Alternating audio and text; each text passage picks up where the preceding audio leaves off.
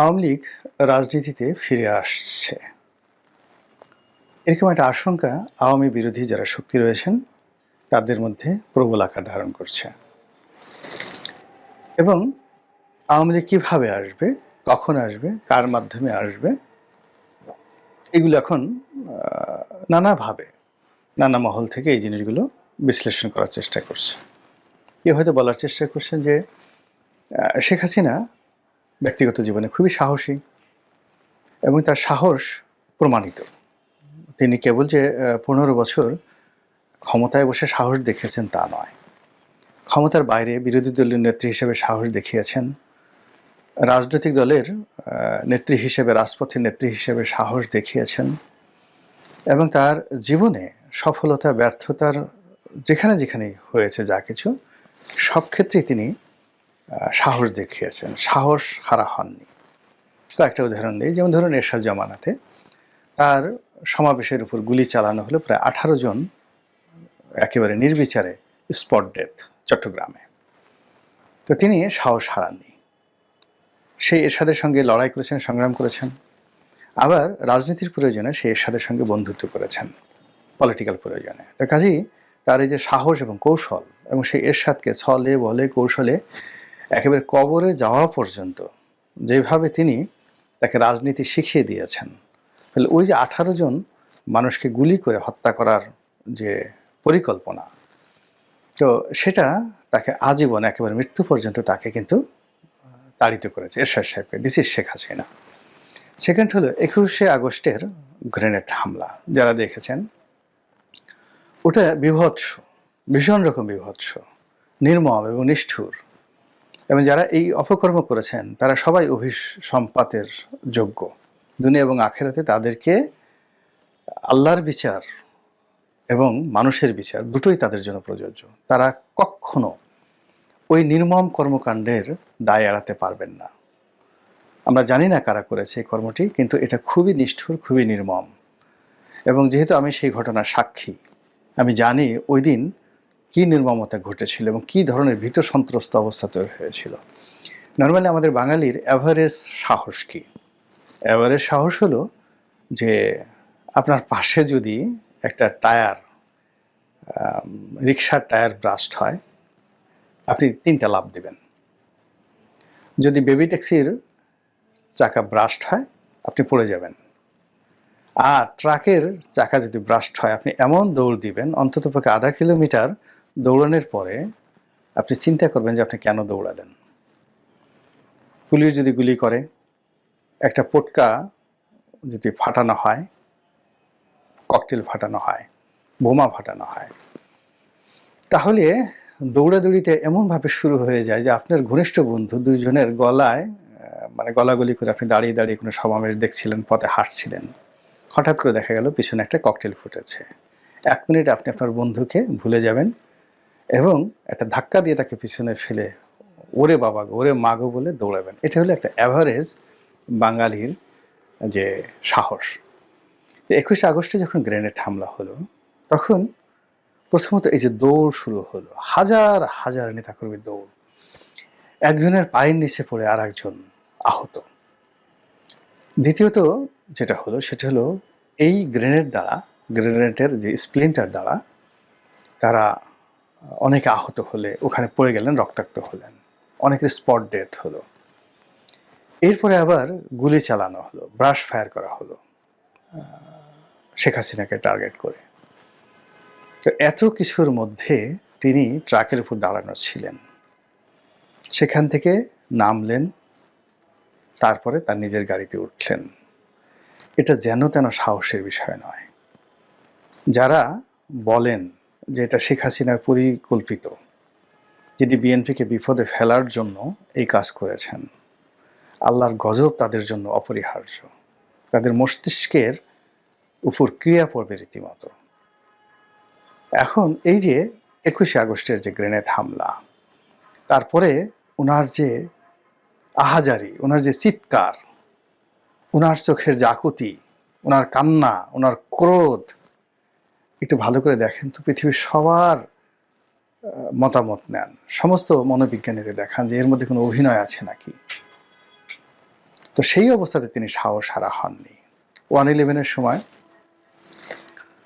আপনারা জানেন যে তত্ত্বাবধায়ক সরকারের যে তৎকালীন যে মঈনুদ্দিন ফখরুদ্দিন সরকারের যে মাস্টার প্ল্যান, সেই মাস্টার প্ল্যান অনুযায়ী বেগম জিয়া চলে যাবেন। বেগম জিয়া চলে যাবেন, তারেক রহমান সাহেবকে আগেই পাঠিয়ে দেওয়া হয়েছে এবং বেগম জিয়া নীতিগতভাবে রাজি হয়েছেন এবং তিনি ব্যাগ ঠ্যাগ গুছিয়ে বসে আছেন, রেডি হয়ে আছেন। তো এই যে রেডি হয়ে আছেন, এই সময়টিতে মেজর আক্তার, এই যে বিখ্যাত মেজর আক্তার এমপি, তিনি সেখানে ঢুকলেন এবং বেগম জিয়াকে সেখান থেকে নেওয়ার জন্য তৎকালীন ডিজিএফআই এর ব্রিগেডিয়ার বাড়ি, সেখানে তিনি বসেছিলেন। তো বেগম জিয়া যাবেন, ঠিক এই সময়টাতে তার বাসায় ঢুকে মেজর আক্তার বললেন, ম্যাডাম আপনি একই কাজ করছেন, আপনি যদি এখন যান বিএনপি রাজনীতি শেষ হয়ে যাবে। এবং উনি দেখেন যে স্টাইলে কথা বলেন, সারা জীবনের জন্য বিএনপি রাজনীতি শেষ হয়ে যাবে এবং এই যারা আপনার বিরুদ্ধে চক্রান্ত করছে তারা লাভবান হবে। দ্বিতীয়ত, শেখ হাসিনা যদি বাংলাদেশে এসে যায় তাহলে টোটাল শেখ হাসিনার মানে এখন বাংলাদেশে আছে, আপনি চলে যান, সে যদি না যায় তাহলে পুরো রাজনীতিটা আওয়ামী লীগের থেকে যাবে, আপনি কি করবেন তখন? তো বেগম জিয়া প্রাজ্ঞ, তিনি বুঝলেন এবং তিনি সিদ্ধান্ত নিলেন তিনি যাবেন না। এবং এই কথা স্বয়ং ব্রিগেডিয়ার বাড়ি আপনার তিনি সাক্ষাৎকারে বলেছেন, টেলিভিশন সাক্ষাৎকারে বলেছেন। তো এখন বোঝার চেষ্টা করুন যে ওই অবস্থাতে শেখ হাসিনা কিন্তু ছিলেন এবং তিনি দেশের বাইরে ছিলেন। তাকে মানে বেগম জিয়াকে পাঠানো হবে এবং তাকে বাংলাদেশে আসতে দেওয়া হবে না। এই জন্য কী করা হলো, সমস্ত এয়ারলাইন্সের টিকিট তার কাটা ছিল। তিনি সেই টিকিটগুলোকে, এই সরকার বলল যে এয়ারলাইনগুলোকে নিষেধ করে দিল যে শেখ হাসিনাকে বহন করা যাবে না। ফলে তিনি হিথরো এয়ারপোর্টে এসে আটকে ছিলেন এবং সেখান থেকে সমস্ত কৌশল করে তিনি রাষ্ট্রকে চ্যালেঞ্জ করে, মঈনুদ্দিন ফখরুদ্দিনকে চ্যালেঞ্জ করে বাংলাদেশে চলে আসলেন। এটা হলো শেখ হাসিনার সাহস। তারপর শেখ হাসিনা যেদিন গ্রেফতার হয়েছিলেন, আপনারা জানলে অবাক হয়ে যাবেন, আমি জানি। ওই 1/11-এর সময় 2 নেত্রীকে গ্রেপ্তার করা হলো। খালেদা জিয়ার বাসায়, বেগম খালেদা জিয়ার বাসায় কী হয়েছে আমি বলতে পারবো না, বাট শেখ হাসিনার বাসায় কী হয়েছে আমি বলি। ওনার বেশিরভাগ লোক পালিয়ে গেছিলেন সেদিন, হাতে গোনা 2-1 জন ছিলেন। তিনি অভিমান করে খুব করে বললেন যে তোমরা থেকে লাভটা কি, তোমরাও চলে যাও, এবং তারাও অনেকে চলে গেল। এরপর যুব মহিলা লীগের নাজমা থেকে শুরু করে অন্য সবাই যারা ছিলেন রাজনৈতিক নেতাকর্মী, তারা উপস্থিত হলেন সেখানে, কিন্তু ওনার যারা পার্সোনাল স্টাফ ছিল তারা কিন্তু সবাই পালিয়েছিলেন। কিন্তু উনি স্থিরভাবে বসেছিলেন এবং সেখান থেকে তাকে যে অপমান করে, যে কষ্ট দিয়ে সেই ঢাকা কোর্টে উঠানো হয়েছিল টানা হেঁচড়া করে, এ দৃশ্য আমরা এখনো দেখি, কিন্তু তিনি কোনো অবস্থাতে সাহস হারা হননি। তো সেই রমণী এখন যেখানে আছেন, 1/11-এর সময় যেখানে ছিলেন তার চেয়ে 100 গুণ বেটার অবস্থায় তিনি আছেন ভারতের জিম্মায়, with full support of India. এবং 1971 সনে ইন্ডিয়া যে মানে অবস্থানে ছিল আন্তর্জাতিক প্রেক্ষাপটে, তার চেয়ে 100 গুণ ভালো প্রেক্ষাপটে এখন ইন্ডিয়া আছে। আর ইন্দিরা গান্ধী 1971 সনে যে অবস্থায় ছিল তার চেয়ে 100 গুণ কর্তৃত্ব নিয়ে নরেন্দ্র মোদী আছে। আর ওই সময়টাতে তাজউদ্দিন সরকার যত দুর্বল অবস্থানে ছিল, বঙ্গবন্ধু তো জেলখানাতে, তার সাথে 1 কোটি গুণ শক্তিশালী অবস্থানে আছে আওয়ামী লীগের নেতাকর্মীরা দেশের বাইরে এবং স্বয়ং শেখ হাসিনা। তো কাজেই তিনি যদি সাহস দেখাতে চান, টুস করে ঢুকে পড়তে চান, এটা কথার কথা নয়, এটি হতে পারে। এবং সেটা যদি হয় তাহলে কি যে হবে আমরা বলতে পারি না। বাংলাদেশের রাজনীতিতে কিয়ামত হয়ে যাবে অথবা আওয়ামী লীগ পুনর্বাসিত হবে, যদি সে সেটা সাহসটা দেখায়। টিল নাও, আজকের দিনে। এখন সমস্যাটা হয়ে গেছে যে শেখ হাসিনা পালালেন কেন বা তিনি উড়ে গেলেন কেন, এটা একটা $1 মিলিয়ন প্রশ্ন। শেখ হাসিনার সাথে যারা ছিলেন এরকম প্রায় 1000 খানেক লোক, তারা খুবই নিরাপদে, কেউ এয়ারপোর্ট দিয়ে, কেউ সীমান্ত দিয়ে পালিয়ে গেলেন ভারতে, সিঙ্গাপুরে, ব্যাংককে, আমেরিকাতে। টাকা পয়সা, তাদের টাকা পয়সা তারা আগেই নিয়ে নিয়েছিল, এবং বাংলাদেশে তারা কেউ তাদের আত্মীয় স্বজনের বিপদে আপদে নেই। তো কাজে এখানে এই যে আওয়ামী লীগের 1000 শীর্ষ নেতাদেরকে, যাকে বলা হয় নিরাপদে পৌঁছে দেওয়া, যারা আওয়ামী লীগের মূল শক্তি, এবং তাদের সবার হাতেই হাজার হাজার কোটি টাকা আছে। 2 নম্বরে হলো যে আওয়ামী লীগের কিছু নেতাকে গ্রেপ্তার দেখানো হয়েছে। এখন যাদেরকে গ্রেপ্তার দেখানো হয়েছে তাদেরকে আওয়ামী লীগ অনেক আগেই মাইনাস করতে চেয়েছিল, কিন্তু তারা এরকম একটা সিন্ডিকেট গড়ে তুলেছিলেন। সেই সিন্ডিকেশনের কারণে এদেরকে আসলে বাদ দেওয়া যায় নাই। তো এই লোকগুলো আওয়ামী লীগের খাতায় বাতিল মাল, বাতিল মাল। সেই বাতিল মাল যারা আছেন তারাই বাংলাদেশে রয়েছেন, পালাতে পারেননি, এবং তাদের একটা বিরাট অংশকে গ্রেপ্তার করা হয়েছে। কিন্তু আওয়ামী লীগের যে সকল টাটকা, যাকে বলা হয় সম্পদ রয়েছে, বাতিল মাল বললাম আর টাটকা সম্পদ, তো টাটকা সম্পদ রয়েছেন, the asset, valuable asset, effective asset, যাদেরকে নিয়ে আওয়ামী লীগ মাঠে ময়দানে লড়াই সংগ্রাম করেছে এবং আগামীতে লড়াই সংগ্রাম করার স্বপ্ন দেখে, সেই মানুষগুলোকে নিরাপদে, নিশ্চিন্তে, নির্ভাবনায় পাঠিয়ে দেওয়া হয়েছে, এবং তারা সেখানে গিয়ে নির্ভাবনায় আছেন, কোনো রকম সমস্যা নেই। এখন তারা কি সেখানে বসে বসে আঙ্গুল চুষবেন? তারা কি সেখানে বসে বসে ডক্টর মোহাম্মদ ইউনূসের জন্য দোয়া করবেন? যা হা হা হা, এত ভালো মানুষ হয় না, ওনার শাসন আমলে আমরা এভাবে পালিয়ে এলাম, যদি বিএনপি আসতো আমাদেরকে এভাবে পালাতে দেওয়া হতো। কাজেই ডক্টর মোহাম্মদ ইউনূসের হায়াত আল্লাহ দারাজ করে দাও, হায়াত বৃদ্ধি করে দাও, তাকে হায়াতে তাইয়্যিবা দান করো। অথবা তারা কি ডক্টর মোহাম্মদ ইউনূসের শানে মিলাদ পড়াবেন, নাকি উমরা করে আসবেন, নাকি ডক্টর মোহাম্মদ ইউনূসের পতনের জন্য এবং তাদের নেত্রী শেখ হাসিনাকে ক্ষমতায় বসার জন্য, আওয়ামী লীগকে ক্ষমতায় নেওয়ার জন্য তারা সর্বশক্তি নিয়োগ করবেন? নিজেরাই চিন্তা করুন। এখন এই দুটো চিন্তার মধ্যে দেখুন, যেখানে প্রথম যে ভুলটা হয়ে গেছে সেটি হলো স্বয়ং শেখ হাসিনা যেভাবে নির্বিবাদে চলে গিয়েছেন, এই চলে যাওয়াটা শেখ হাসিনার জন্য ঠিক আছে। এটা আসাদ সাহেবের ক্ষেত্রে ঘটে, রেজা শাহ পাহলভীর ক্ষেত্রে ঘটেছে। মানে রাষ্ট্রের যিনি প্রধান, তাকে যেহেতু রাষ্ট্রীয় প্রোটোকল থাকে, এখানে তাকে নিরাপদে পৌঁছে দিতে হবে, আদারওয়াইজ এখানে একটা রক্তারক্তি কাণ্ড ঘটলে পুরো রাষ্ট্রীয় ব্যবস্থা নিয়ে একটা টানাটানি লেগে যেত। কিন্তু বাকি যারা ছিলেন, শেখ রেহানা ছিলেন, অন্যান্য তার আত্মীয় স্বজন ছিলেন, আরও অনেকে ছিলেন, তো ইচ্ছা করলে তাদেরকে যদি আটকানো যেত, তাহলে আজকে আওয়ামী লীগের যে ফিরে আসা নিয়ে আমাদের যে আতঙ্ক, আমাদের যে ভয়, আমাদের যে ক্যালকুলেশন, বা আমরা যে সকল কথাবার্তা বলছি, এই শর্টটা অনেকটা কমে যেত। এরপরের যে প্রসঙ্গ সেটি হলো, কেন বারবার আওয়ামী লীগের কথা আসছে, কেন আমরা বিএনপির কথা বলছি না, জামাতের কথা বলছি না, ডক্টর ইউনূসের কথা বলছি না? আমাদের তো এখন আসলে আওয়ামী লীগের নামই নেওয়া উচিত না, আওয়ামী লীগের নাম শুনে আমাদের বমি করা উচিত। এর কারণ হলো যে আমরা সবাই এই দলটি দ্বারা এমনভাবে নির্যাতিত হয়েছি যে আগস্ট মাসের 5 তারিখের আগে অনেকে চেয়েছেন যে যে কোনো মূল্যে আওয়ামী লীগের পতন হোক।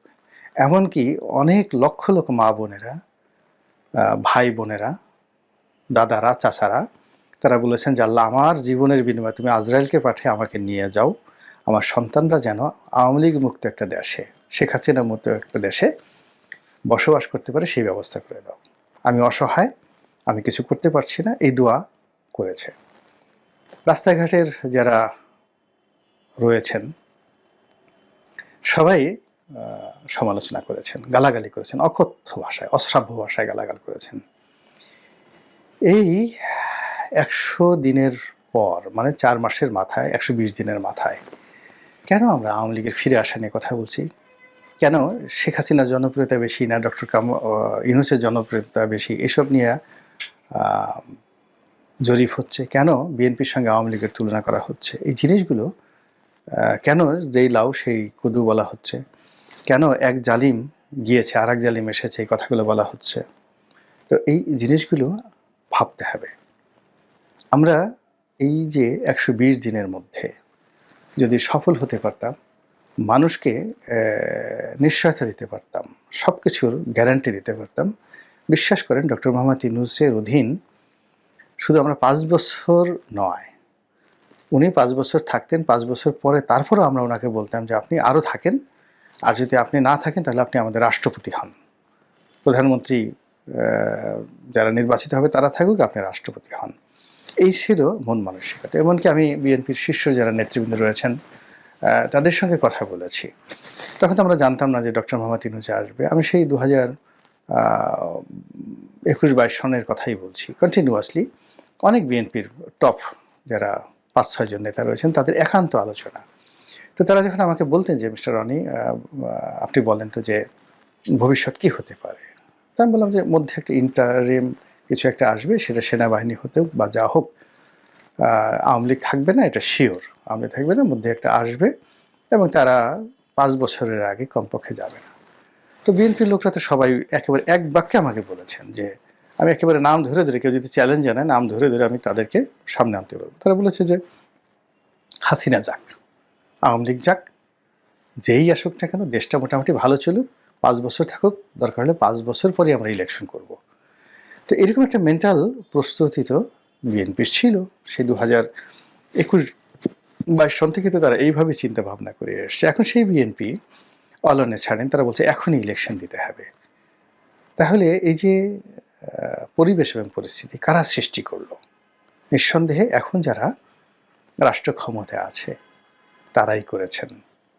এবং তাদের কর্মকাণ্ড, তাদের কথাবার্তা, তাদের আচরণ এবং তাদের বিভিন্ন ব্যর্থতা এবং তাদের দোদুল্যমানতা সব মিলিয়ে এমন একটা পরিবেশ এবং পরিস্থিতি সৃষ্টি করেছে, যার ফলে মনে হচ্ছে এই আওয়ামী লীগ বোধহয় এসে গেল, বা আওয়ামী লীগ যে কোনো মুহূর্তে এসে যেতে পারে। আমার সিক্স সেন্স বলছে যে দৈবাৎ কোনো দুর্ঘটনা যদি না ঘটে, রাজনৈতিকভাবে আওয়ামী লীগের পুনর্বাসিত হতে অনেক সময় লাগবে। কিন্তু দৈবাৎ দুর্ঘটনা মানে দুর্ঘটনার তো কোনো বাপ মানে, এটা যে কোনো সময় ঘটতে পারে। যেমন সিরিয়াতে যেটা ঘটলো, বা বাংলাদেশে ডক্টর মোহাম্মদ ইউনূস যেভাবে এলেন, কিংবা আফগানিস্তানে যেভাবে অলনে ছাড়েন আমেরিকান বাহিনী লেজ গুটিয়ে চলে গেল, তালেবানরা ক্ষমতায় আসলো, উইদিন 48 আওয়ার্সের মধ্যে কাবুল দখল হয়ে গেল।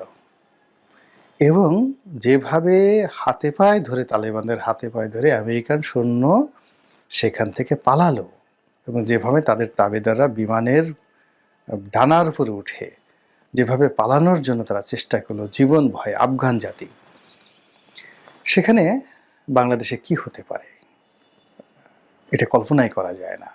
বাস্তবতা হলো অনেক রক্ত দিয়েছি, অনেক রক্ত ঝরিয়েছি এই আওয়ামী লীগকে বিদায় করার জন্য। এখন কতটা বিপদে পড়লে, অনেকটা এখন সেই আওয়ামী লীগকে যদি আবার রাষ্ট্র ক্ষমতায় আমরা দেখি, আওয়ামী লীগের আগমন ধ্বনিতে যদি জয় বাংলা বলতে হয়, তাদের জন্য যদি ফুলের পাপড়ি বিছাতে হয়, তাহলে নিজের চামড়া দিয়ে জুতো বানিয়ে নিজে পরিধান করে পাহাড়ে উঠতে যে কষ্ট হয় একটা মানুষের, তার চেয়ে অনেক অনেক বেশি কষ্ট অনেক মানুষের হবে।